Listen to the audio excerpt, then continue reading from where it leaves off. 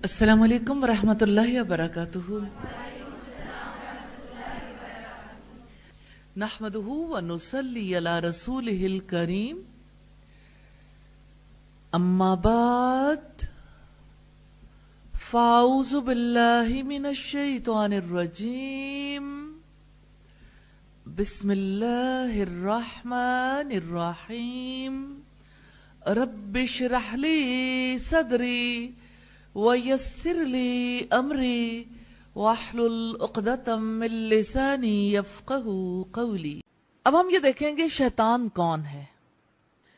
شیطان جن ہے. شیطان کو اس کی سرکشی کی وجہ سے شیطان کہا جاتا ہے. ابلیس جنوں میں سے تھا. خود قرآن حکیم میں آتا ہے ابلیس کے بارے میں کہ وہ جنات میں سے تھا. فَفَسَقَ عَنْ أَمْرِ رَبِّهِ. اس نے اپنے رب کے حکم کی نافرمانی کی. یعنی شیطان کا ورڈ جب قرآن حکیم میں یوز ہوتا ہے تو یہ ایک جن کے لیے یوز ہوتا. اور یہ بھی پتا چلتا ہے کہ شیاطین انسانوں میں سے بھی ہوتے ہیں. یعنی جیسے انسانوں میں اچھے برے انسان ہوتے ہیں نا، انسانوں میں سے شیاطین بھی ہوتے ہیں. دوسری ہم بات یہ کہ اللہ تعالیٰ نے فرشتوں کو یہ حکم دیا تھا کہ آدم علیہ السلام کو سجدہ کریں. سب نے حکم کو تسلیم کیا مگر ابلیس نے انکار کیا. اس نے اپنے رب کے حکم کی نافرمانی کی اور آدم علیہ السلام کو سجدہ کرنے سے انکار کیا. البقرہ کی آیت نمبر 34 ہے. الاعراف کی 12 نمبر آیت ہے. تیسری ہم بات ہے اللہ تعالیٰ نے تکبر کی وجہ سے جنت سے نکال دیا تو اس نے مہلت مانگی. الاعراف کی آیات ہے 14 سے 17. بنی اسرائیل کی آیت ہے 164. تو یہاں پہ جنت سے نکال دینے کی بات سے پتہ چلتا ہے کہ ابلیس بھی جنت میں تھا. اللہ تعالیٰ نے تکبر کی وجہ سے جنت سے نکالا تھا. پھر اس نے مہلت مانگی. اور اس کا ایک اور ثبوت بھی ہے. حضرت آدم علیہ السلام کو اس نے کہاں بہکایا تھا؟ تب وہ کہاں تھا؟ ظاہر حضرت آدم علیہ السلام تو جنت میں بسائے گئے تھے. یہ جنت میں تھا. چوتھی بات یہ کہ ابلیس شیطان اکبر ہے. الکہف کی آیت نمبر 50 سے پتہ چلتا ہے. پانچویں بات یہ کہ ابلیس اور اس کی نسل اپنے اعمال کی وجہ سے اللہ تعالیٰ کی رحمت سے دور ہے. ابلیس اور اس کی نسل، یعنی صرف وہی ابلیس نہیں، اس کی نسل بھی اللہ کی رحمت سے دور. چھٹی بات یہ کہ آگ ابلیس کا مادہ تخلیق ہے، اس لیے اس کے اندر حسد، بغض، کینہ، غصہ اور فخر و غرور ہے. تو آگ جو ہے وہ ابلیس کا مادہ تخلیق ہے، آگ سے بنا ہے. اور آگ کب لگتی ہے؟ جب حسد کرتا ہے. انسان حسد کرے تو اسے بھی آگ لگتی ہے. کینہ رکھے تو تب بھی آگ لگتی ہے. بغض رکھے تب بھی آگ لگتی ہے. اور فخر و غرور، یہ جیسے آگ کا شعلہ آپ دیکھتے ہیں نا اوپر کو چڑھتا ہے، تو یہ آگ کی خصوصیت ہے. اور مٹی کو دیکھیے، مٹی کی کیا خصوصیت ہے؟ نیچے کو گرتی ہے. تواضع مٹی کی خصوصیت ہے. تو جہاں آگ ہوگی وہاں فخر و غرور لازم ہے. جیسے شیطان نے رب رحمان سے کہا تھا کہ انا خیر منہ، میں اس سے بہتر ہوں، کہ تو نے مجھے آگ سے پیدا کیا اور اس کو مٹی سے. بس یہ اس کے لیے فضیلت کا سبب تھا. یعنی پیدائش کے اعتبار سے ہم دونوں مختلف ہیں، دونوں قسم کی مخلوقات. اللہ تعالیٰ نے شیطان سے بچنے کا حکم دیا ہے. الاعراف کی آیت نمبر 27، فاطر 6، النساء 110 نمبر آیت پہ. آٹھویں بات ہے شیطان شر اور تکلیف کا منبع ہے، انسانوں کو اذیت پہنچانے. یہ بات بہت اہم ہے. شر کا منبع کیا ہے؟ کہ ہر شر وہاں سے پھوٹتا. وہ شر کو سوچتا ہے، شر کو پلان کرتا ہے، اس پروگرام کو امپلیمنٹ کرتا ہے. دنیا میں جتنا شر بگاڑ ہے یہ ابلیس کی پلاننگ کی وجہ سے. ابلیس چاہتا ہے کہ ہر طرف شر اور بگاڑ پھیلے، اور رب تعالیٰ یہ چاہتے ہیں کہ زمین پر اصلاح ہو. اللہ کے اذن کے بغیر ابلیس بھی کچھ نہیں کر سکتا. لیکن یہ اللہ کی تقدیر کے فیصلے. اللہ نے جیسے انسان کو موقع دیا ایسے ہی ابلیس کو بھی موقع دے رکھا. تو ابلیس انسان کی زندگی کو بگاڑنے کے لیے، ان کی آخرت برباد کرنے کے لیے ہر وقت اور ہر جگہ تیار رہتا. اس نے کفر اور نافرمانی کے لیے اور رحمان کی دشمنی کا جھنڈا اس نے اٹھا رکھا.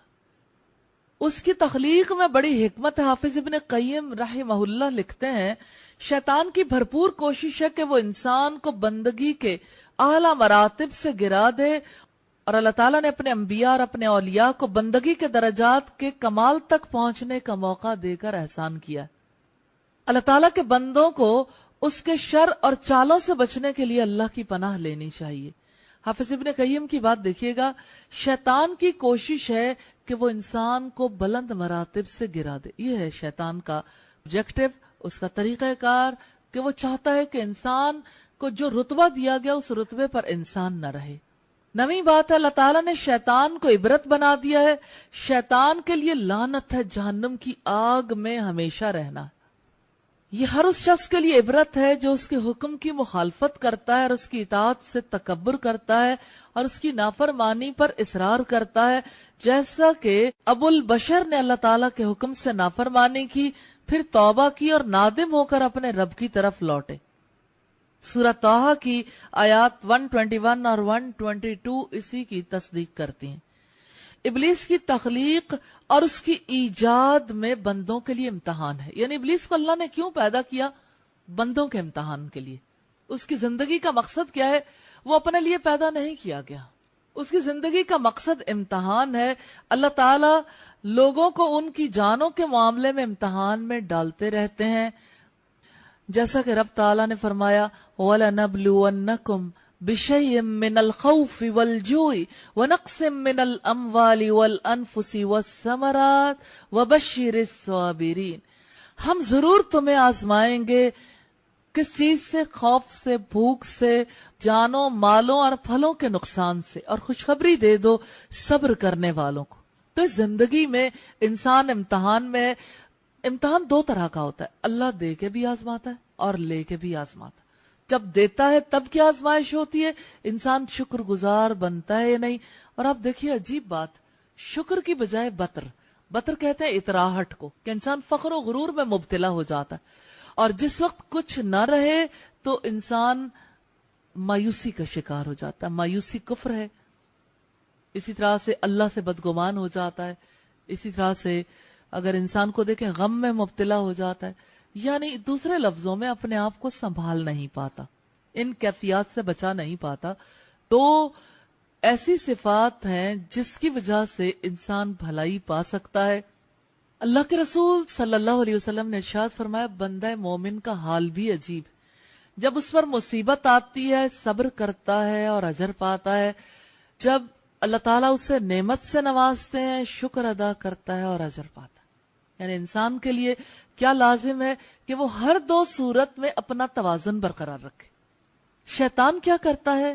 ان بیلنسڈ کر دیتا ہے کہ انسان خوشی کے موقع پر آپے سے باہر ہو کر اطراہٹ کا مظاہرہ کرے اور اللہ کی نافرمانی کر لے. اور شیطان یہ چاہتا ہے کہ انسان کسی نقصان کے موقع پر، آزمائش کے موقع پر بے صبری کا مظاہرہ کرے، نا امید ہو جائے اور اللہ کی رحمت سے محروم ہو جائے. ہر حال میں اس کی زندگی بگڑ جائے. اگرچہ کیفیات دونوں کی ڈیفرنٹ ہوتی ہیں، نتیجہ ایک نکلتا. کیفیات کیسے مختلف ہوتی ہیں؟ جس وقت کو انسان نا امید ہوتا ہے تو ظاہر ہے اطراہٹ کے مقابلے میں بالکل اپوزٹ بیہیویئر. لیکن اطراہٹ کی وجہ سے ایک انسان اللہ کی رحمت سے دور ہو جاتا ہے، تکبر میں مبتلا ہوتا ہے نا. تو جیسے شیطان تکبر میں مبتلا ہوا تھا تو رب تعالیٰ نے اس تکبر کی وجہ سے اسے جنت سے نکال دیا. شیطان پر فرد جرم عائد کرتے ہوئے رب العزت نے فرمایا ابا واستکبر وکان من الکافرین، کہ اس نے انکار کیا، تکبر کیا اور کافروں میں سے ہو گیا.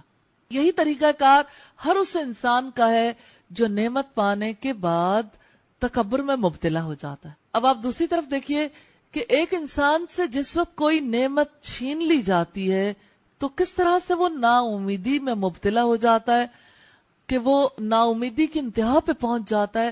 اس کا بسا اوقات ذہنی توازن ہی ٹھیک نہیں رہتا. یہ توازن عملی طور پر بگڑا ہوا تمام لوگ دیکھ سکتے ہیں کہ کس طرح اس کے اندر تبدیلی آتی ہے. اور اگر فرض کریں فزیکلی اس کے حالات خراب نہیں ہوئے تو کم از کم وہ کچھ کرنے کے قابل نہیں رہتا. آپ ایک غم کی خبر پر کیا نارملی بیہیو کر سکتے ہیں؟ شدت کی ایسی غم کی خبر ہے، آپ کے لیے انتہائی مشکل ہے کہ اس کے اوپر آپ اپنے آپ کو کنٹرول کر سکیں. میں ایک ایسی شخصیت کی مثال آپ کے سامنے رکھنا چاہوں گی جنہوں نے اپنے آپ کو اللہ اور اس کے رسول کی تعلیمات کی وجہ سے اس طرح سے چلانے کی کوشش کی تھی، سنبھالنے کی کوشش کی تھی، پرسنالٹی میں کتنا بڑا چینج آیا. حضرت امام مالک اگرچہ بہت ساری شخصیات، لیکن کہیں کسی موڑ پر کسی اعتبار سے کسی شخصیت کا تذکرہ ہمیں زیادہ فائدہ دے جاتا ہے. حضرت امام مالک رسول اللہ صلی اللہ علیہ وسلم کے علم کی مسند پر بیٹھے تھے، یعنی مسجد نبوی میں تقریباً 60 برس کے قریب وہ درس حدیث دیتے رہے تھے. کتنا بڑا اعزاز. حضرت امام مالک کا یہ حال تھا کہ مدینہ میں جوتے نہیں پہنتے تھے. مدینہ میں وہ اپنی ضروریات سے فارغ نہیں ہونا چاہتے تھے کہ جس مٹی میں محمد رسول اللہ صلی اللہ علیہ وسلم ہے، اس مٹی کو میں کیسے ایسے یوز کر سکتا ہوں. جب حدیث پڑھاتے تھے اس قدر زیادہ توجہ اس کی جانب ہوتی تھی، بے ادبی لگتی تھی کہ کہیں میرے کسی فیل کی وجہ سے پکڑ نہ ہو جائے. اور حدیث پڑھا رہے تھے تو ایک روز انہیں بچھو نے کاٹ لیا. اب بچھو کا کاٹنا کوئی سادہ فیل نہیں. پڑھاتے رہے، رنگ زرد پڑتا گیا، احساس بھی نہیں ہونے دیا کیا ہوا. جب درس حدیث دے چکے اس کے بعد پھر اس طرف متوجہ ہوئے اور لوگ حیرت زدہ رہ گئے. کوئی اپنے اوپر ایسا کنٹرول بھی رکھتا ہے، ایسا بیلنس کیسے انسان کی شخصیت میں آتا ہے؟ جو شخص شیطان کے شر سے بچ جاتا ہے اس کی شخصیت میں توازن پیدا ہوتا، وہ ریاکشنری نہیں ہوتا، وہ مصیبت میں بھی سنبھال کے رکھتا ہے اپنے آپ کو اور خوشی میں بھی. تمام پیغمبروں نے کس طرح سے اس بیلنس کو قائم کیا. مثال کے طور پر رب تعالیٰ نے اپنی کتاب میں کس طرح واضح کیا. حضرت سلیمان علیہ السلام اللہ نے انہیں پرندوں کی بولیاں سکھائیں، حتیٰ کہ چیونٹیوں کی بولیاں بھی. ایک چیونٹیوں کی وادی سے گزر کر جا رہے تھے تو ایک چیونٹی نے کہا بھاگ چلو، سلیمان علیہ السلام کا لشکر آ رہا ہے، ایسا نہ ہو کہ وہ تمہیں اپنے پاؤں تلے روند ڈالیں. اور سلیمان علیہ السلام کو سمجھ آ گئی کہ چیونٹی نے کیا کہا، مسکرا دیے. حضرت سلیمان علیہ السلام نے اللہ تعالیٰ سے دعا کی تھی، ربی اوزعنی ان اشکر نعمتک التی انعمت علی وعلی والدی. اے میرے رب مجھے قابو میں رکھ. نعمت ہے نا، نعمت میں انسان خود پر قابو نہیں رکھ پاتا. اے میرے رب مجھے قابو میں رکھ کہ میں تیری اس نعمت کا شکر ادا کروں جو تو نے مجھ پر کی اور میرے والدین پر. اگلی بات بہت خوبصورت ہے، ان اعمل صالحا ترضاہ، یہ کہ میں ایسا نیک عمل کروں جو آپ کو پسند آ جائے. اب آپ دیکھیے پوری زندگی کی کہانی اس دعا میں ہے کہ انسان کب نیک عمل کر سکتا ہے؟ اس وقت جب انسان قابو میں ہو. خوشیاں اور غم انسان کو بے قابو کر دیتے ہیں. شیطان انسان کو کہاں سے بگاڑتا ہے؟ غم، مصیبت، تکلیف اور خوشی کے موقع پر. جب اللہ تعالیٰ انعام کرتا، ان مواقع پر انسان کو وہ بے قابو کرتا ہے اور انسان بے قابو ہو جاتا ہے. پھر بیلنس خراب ہوا. اب آپ مجھے یہ بتائیے، جس کا بیلنس خراب ہو وہ پہلی کوشش کیا کرے گا؟ فرض کریں کہ کسی ایسے مقام پر انسان کھڑا ہے جہاں سے تھوڑا سا بھی بیلنس خراب ہو جائے تو بہت نیچے پہنچ سکتا ہے، گر سکتا ہے. اس مقام پر وہ کوئی اچھی پلاننگ کرے گا، مستقبل کی منصوبہ بندی کرے گا یا بیلنس قائم کرے گا؟ ابلیس کا طریقہ واردات یہ ہے کہ وہ بیلنس خراب کیے رکھتا ہے.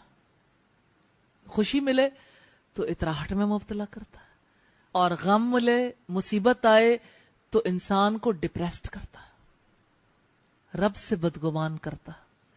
اب انسان کہاں بیٹھ کر اپنے رب سے تعلق قائم کرے؟ کیسے اپنی شخصیت کو اچھا بنا لے؟ یہ تبھی ممکن ہے جب انسان خوشی میں بھی خود پہ قابو پانا سیکھ لے اور غم، تکلیف، مصیبت میں بھی اپنے آپ کو قابو میں رکھے.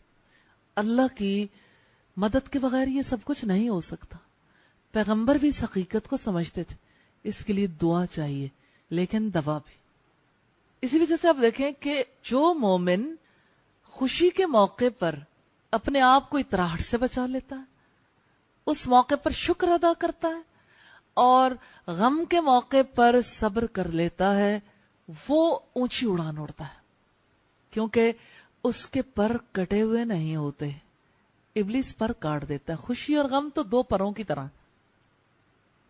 خوشی اور غم کی کیفیت میں اگر خوشی میں ایک انسان اتراتا ہے تو اس کے پر کٹتے ہیں، شکر ادا کرتا ہے تو ان کو اور قوت ملتی، اسٹرینتھن ہوتے ہیں پر.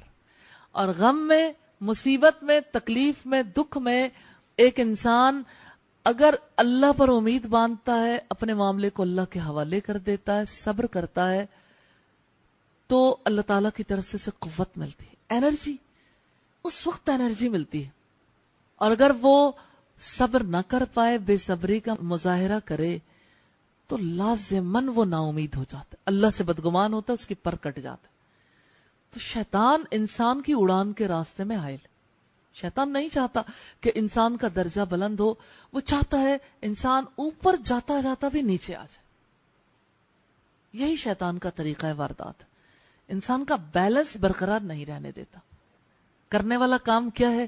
اب آپ دیکھیے شیطان کے بارے میں ہم کیوں پڑھ رہے ہیں؟ تاکہ اس کا طریقہ واردات پتہ چل جائے.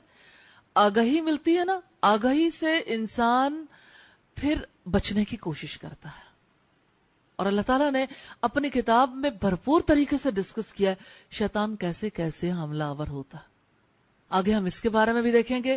ابھی تو ہم یہ دیکھ رہے تھے کہ شیطان کس طرح سے انسانوں کو خراب کرتا ہے، کہ مالوں اور جانوں کے بارے میں اللہ تعالیٰ امتحان میں ڈالتے ہیں، اور شیطان اس امتحان کے موقع پر انسان کے ایمان کو لوٹنے کے لیے آ جاتا. اللہ سے دعا ہے کہ ہمیں اس امتحان میں سرخرو فرما دیں. اب ہم یہ دیکھیں گے شیطان کے کیا اہداف ہیں. شیطان تمام انسانوں کو کافر اور مشرک بنانا چاہتا ہے. یہ بات اچھی طرح جان لیجئے، شیطان کا یہ ٹارگٹ ہے کہ انسان کو ایمان والا نہ رہنے دے. وہ جس طرح سے بھی خطا کھا جائے، اسے اس سے کوئی غرض نہیں کہ وہ کوئی کہاں سے پھسلتا، کیونکہ دشمن کو ہلاک کر دینا چاہتا ہے. وہ چاہتا ہے کہ انسان ایمان والا نہ رہے، کافر یا مشرک بن جائے. الحشر کی آیت نمبر 16، مسلم کی روایت 2865 سے پتہ چلتا ہے. دوسری بات یہ کہ شیطان انسانوں کو گناہوں اور نافرمانیوں میں مبتلا کرنا چاہتا ہے. المائدہ کی آیت نمبر 91 اور البقرہ کی آیت نمبر 169 سے ہمیں پتہ چلتا ہے. اب آپ دیکھیے کہ بنیادی ٹارگٹ کیا ہے؟ کافر بنے یا مشرک. اب اس کے حصول کے لیے اس کی پلاننگ کیا ہے؟ گناہ کرواتا ہے. اب دیکھیں جیسے ایک انسان جو ہے وہ کسی ایسے مقام پر، ہم فزیکلی کسی مثال کو دیکھتے ہیں نا تو سمجھ زیادہ آتی ہے. مثال کے طور پر جیسے کوئی انسان کسی پہاڑ پر چڑھ رہا ہے اور اس کا قدم کسی ایسی جگہ پہ آیا ہے کہ اگر ذرا سا بھی وہ اپنی جگہ سے موو کرتا ہے، بیلنس خراب ہوا تو گہری کھائی میں گر سکتا ہے. اب ایسے میں اس کو یوں لگتا ہے کہ کوئی چیز جو اس کے ہاتھ میں آگے اس کا سہارا تھام لیا تو اس کی وجہ سے وہ بچ جائے گا، لہذا انسان سہارا لینے کی کوشش کرتا. افمن اسس بنیانہ علی التقوی، کیا وہ شخص جس نے اپنی عمارت کی بنیاد تقوی پر رکھی، اور وہ شخص جس نے اپنی عمارت کی بنیاد ایک گرتی ہوئی کگر کے کنارے رکھی جو اسے لے کر جہنم میں جا گری، دونوں برابر ہو سکتے ہیں؟ تو یہ جو گرتی ہوئی کگر پہ کھڑا ہوا انسان ہے نا، یہ پھسلن والی زمین ہے. یعنی انسان کا عقیدہ مضبوط نہیں ہے، جس کی وجہ سے شیطان کو بہت موقع ملتا. اب وہ انسان ڈول رہا ہے، اس کے سامنے کوئی نہ کوئی سہارا لے آتا، یا اسے دائرہ ایمان سے باہر ہی نکال دیتا، ورنہ شرک میں مبتلا کر دیتا.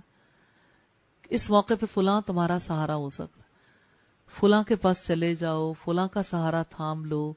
انسان کو کسی کے آگے سجدہ کروا دیتا ہے، کسی کے لیے قربانی کروا دیتا ہے، اور کچھ نہیں تو کسی کو مدد کے لیے پکار لیتا ہے. یا یہ ہے کہ چھوٹے سے چھوٹے درجے کا شرک کرواتے ہوئے بھی شیطان کو کوئی فیلنگ نہیں ہوتی، کچھ اور نہیں. اب وہ عبادت پہ مصر ہے، ہر صورت وہ چاہتا ہے کہ میں نے اللہ سے نہیں ہٹنا، تو وہ اس کی عبادت میں کھوٹ شامل کر دیتا ہے. اس کی نماز کو اللہ کے لیے نہیں رہنے دیتا، ریاکاری کروا دیتا. اس کے صدقے میں ریاکاری، اس کے اعمال صالح میں ریاکاری، یعنی کہیں نہ کہیں سے وہ انسان کو قابو کرنے کی کوشش کرتا ہے۔ تو شیطان کا ہدف یہ ہے کہ انسان کافر یا مشرک بن جائے، اس وجہ سے وہ اسے گناہوں اور نافرمانیوں میں مبتلا کرتا ہے۔ شیطان کیا کرتا ہے؟ اللہ کی عبادت سے روکتا ہے۔ ہر عبادت جو اللہ تعالیٰ کو محبوب ہے شیطان کے غصے کا سبب بنتی، اس لیے وہ عبادت کو خراب کرنے کی کوشش کرتا ہے۔ اکثر لوگ یہ سوال کرتے ہیں شیطان عبادت کو کیوں خراب کرتا ہے؟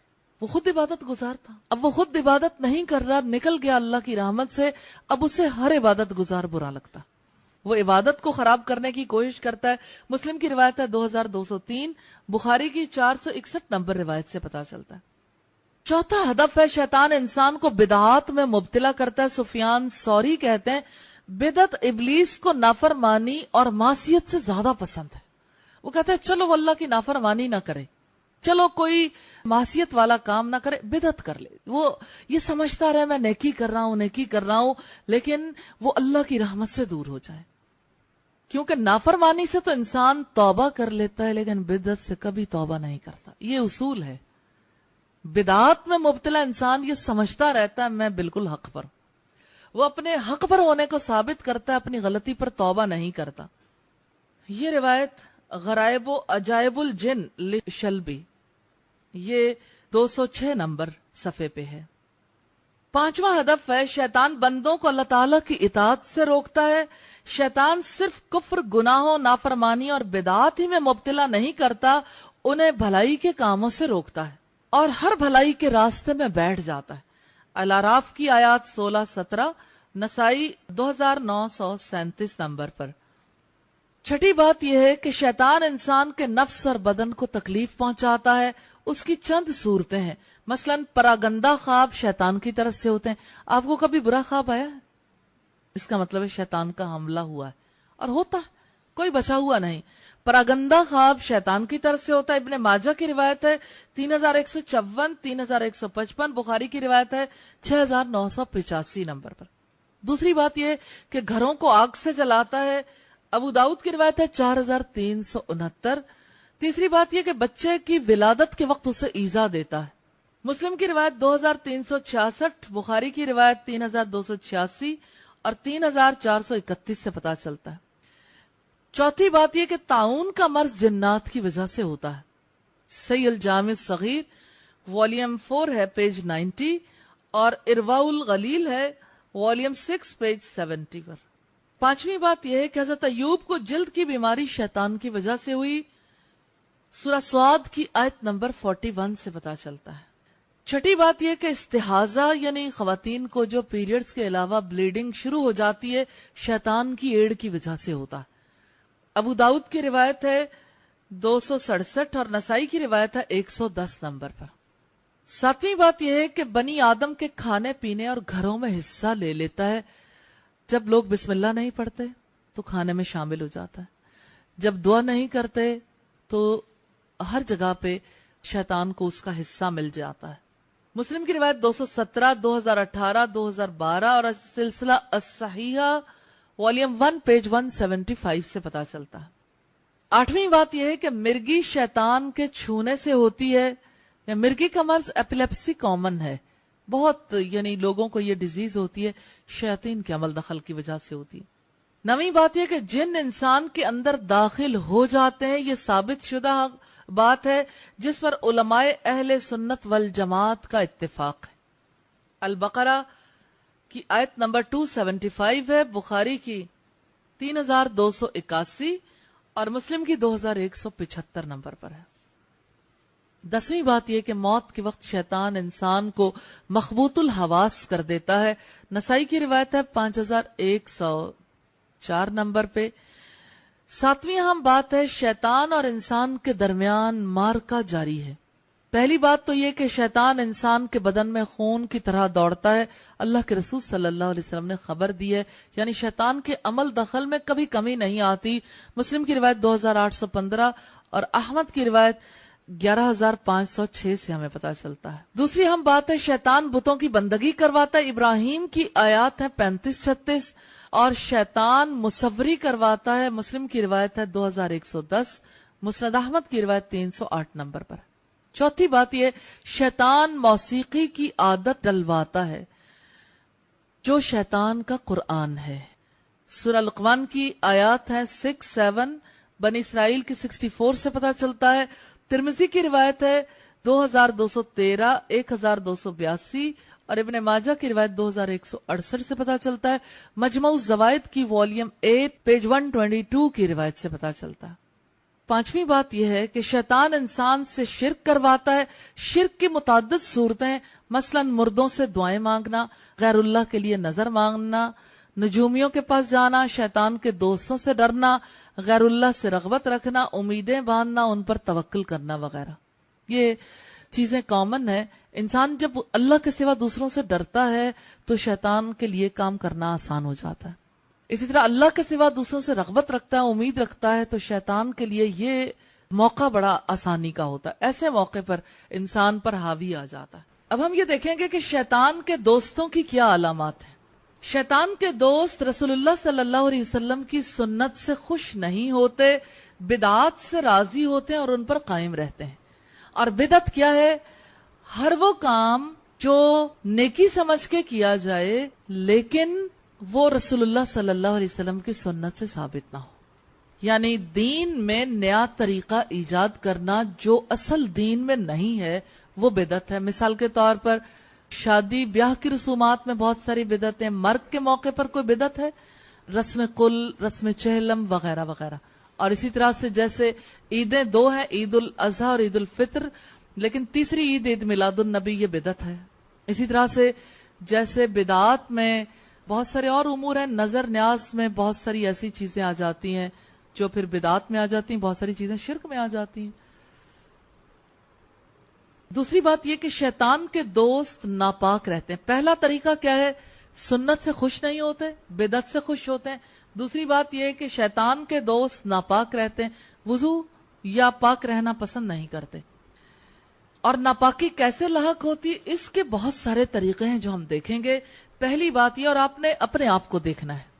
اس وقت آپ اپنے آپ کو دیکھیں گے کہیں شیطان نے کسی جگہ سے گھیرا ہوا تو نہیں. پہلی بات یہ کہ ان کا دل کبر، حسد، سستی، ریاکاری، کینہ اور نا امیدی کی وجہ سے ناپاک رہتا. کبر سے مراد تکبر ہے، یعنی اپنے آپ کو بڑا سمجھنا، اچھا سمجھنا. خود پسندی بھی اسی کا ایک حصہ ہے. حسد یعنی دوسروں کے اندر کوئی خوبی دیکھ کر اسے برداشت نہ کرنا. ریاکاری یعنی اپنے نیک کاموں کا دکھلاوا کرنا. کینہ یہ ہے کہ کسی کے بارے میں دل نفرت سے بھرا رہنا. اور نا امیدی یہ ہے کہ امید کا اٹھ جانا. تو یہ سارے ناپاکی کے کام ہیں. یہ کیسے ہوتے ہیں؟ شیطان کی دوستی کی وجہ سے. دوسری چیز جس کی وجہ سے شیطان کے دوست ناپاک رہتے ہیں، ان کی زبان جھوٹ بولتی ہے، طعنے دیتی ہے، غیبتیں کرتے ہیں، چغلیاں کرتے ہیں. بد کلامی کی وجہ سے زبان ناپاک رہتی ہے. اب آپ دیکھ لیں کون کون سے کاموں میں شیطان نے مبتلا کر رکھا ہے. ناپاکی دل کی ناپاکی ہے نا، پھر اسی طرح سے زبان کی ناپاکی بھی ہے، پھر اسی طرح سے اعضاء کی ناپاکی بھی ہے. تیسری بات یہ کہ ان کی آنکھیں بے حیائی اور برائی کے مناظر دیکھ کر ناپاک رہتی ہیں. تو آپ کہیں ایسے منظر تو نہیں دیکھتے رہتے، کسی سائن بورڈ کو زیادہ توجہ سے دیکھتے ہوں، کسی فیشن میگزین کو، یا اسی طرح سے ٹی وی پر بہت سے آنے والے ایسے پروگرام ہیں، نیٹ پہ آنے والے ایسی چیزیں ہیں. تو بے حیائی کے مناظر دیکھ کر نگاہیں ناپاک ہوتی ہیں، اور بے حیائی کی باتیں سن کے کان ناپاک ہوتے ہیں، اور بے حیائی کی باتیں کر کے زبان ناپاک ہو جاتی ہے، اور سوچ کر دل ناپاک ہو جاتا ہے. چوتھی بات یہ کہ ان کے کان موسیقی، غیبتیں، جھوٹ اور برائی سن کر ناپاک رہتے ہیں. پانچویں بات یہ کہ ان کے ہاتھ ناپاک کلام لکھتے ہیں، ناپاکی کے کاموں میں قوت لگاتے ہیں. ناپاک کلام کون سا ہوتا ہے؟ جادو کا کلام بھی ناپاک ہے، لیکن کون سا ناول ہے جس میں ناپاکی نہیں ہوتی؟ یعنی کسی لڑکے اور لڑکی کے حرام تعلق کے بارے میں جو تحریر کر رہا ہے وہ پاک زندگی تحریر کر رہا ہے، تو ہاتھ ناپاک ہو جاتے ہیں، دل بھی ناپاک ہوتا ہے، نظریں بھی دیکھتی ہیں تب وہ بھی ناپاک ہوتی ہے، ایون وہ ورڈز پڑھ کے بھی. ان کے پاؤں ناپاک جگہوں پر جاتے ہیں. کبھی آپ کسی ایسی جگہ پر گئے ہیں جہاں پاک کام نہ ہو رہا ہو؟ آپ اپنے گھر میں ٹی وی کے سامنے یا نیٹ کے سامنے یا موبائل پہ کوئی ایسا کام جو پاک نہ ہو آپ نے کبھی کیا؟ اپنے آپ سے سب لوگ پوچھیں.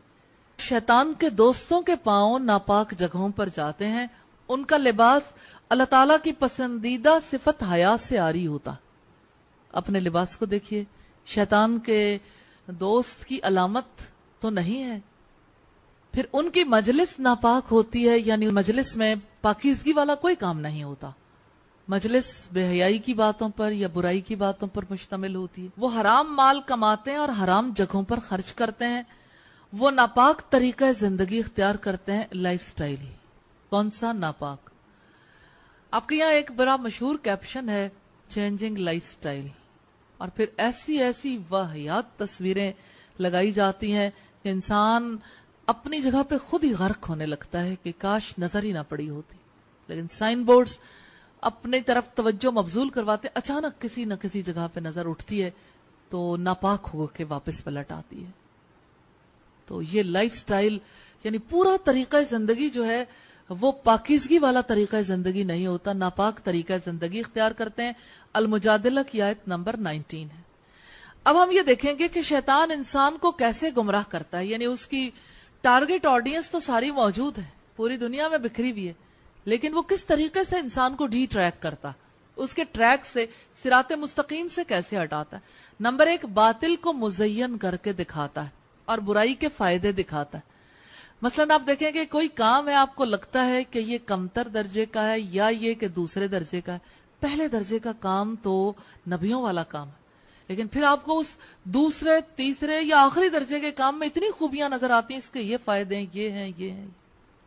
تو شیطان باطل کو، حرام کاموں کو مزین کر کے دکھاتا ہے، برائی کے فائدے دکھاتا ہے. الحجر کی آیات ہے 39 سے 40، النحل کی 63. دوسری بات ہے حرام چیزوں کے خوبصورت ناموں کے ذریعے دل میں نافرمانی کی محبت پیدا کرتا ہے. حرام چیزوں کے خوبصورت نام کیسے ہوتے ہیں؟ جیسے سود کا نام مارک اپ انٹرسٹ. انٹرسٹ کتنا اچھا نام ہے نا، کسی کے دل میں کوئی برائی آتی ہی نہیں ہے. اور اسی طرح سے جیسے شراب کے مختلف نام رکھ لیے جاتے ہیں، اسی طرح سے بہت سارے اور طور طریقے ایسے ہوتے ہیں جس میں اچھے نام رکھ کے لوگوں کو گمراہ کرنے کی کوشش کی جاتی ہے. پھر جھوٹے وعدوں اور تمناؤں میں مبتلا کرتا ہے. النساء کی آیت نمبر 120، انفال 48، الکہف کی 36 میں ہے. نشہد ان لا الہ الا انت نستغفرک ونتوب الیک. السلام علیکم ورحمۃ اللہ